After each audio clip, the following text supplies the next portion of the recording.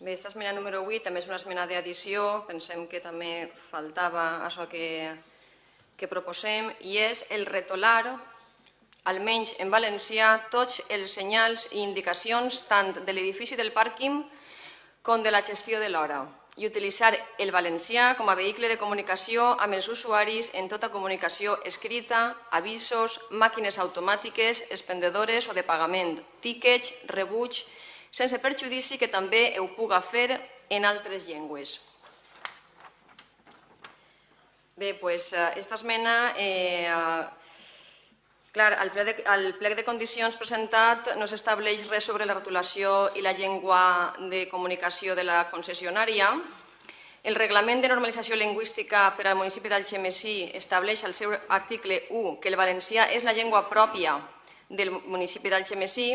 Els articles 6è estableix que l'Ajuntament ha de promoure el valencià en totes les dependències seues, tot i que la gestió del pàrquing o de l'hora la vagi dur endavant una empresa privada, són dependències pròpies, patrimonials o de domini públic. L'article 14 expressa també que la retolació d'edificis i les indicacions a la via pública deuen estar en valencià, i el 15 indica que l'Ajuntament instarà als altres organismes que hagin de col·locar rètols o indicacions compresos dins del terme d'Algemesí perquè es facin en valencià.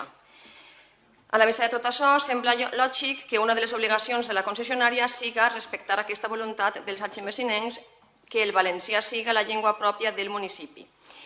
Pensem que tenim així antecedents que no han sigut així, i encara que este lloguer o esta cessió o esta gestió tinga que ser de caràcter privat, no oblidem que el pàrquing és municipal i és un bé patrimonial de l'Ajuntament, i per tant tindrem que tindre cura en que es promova com cal el valencià, i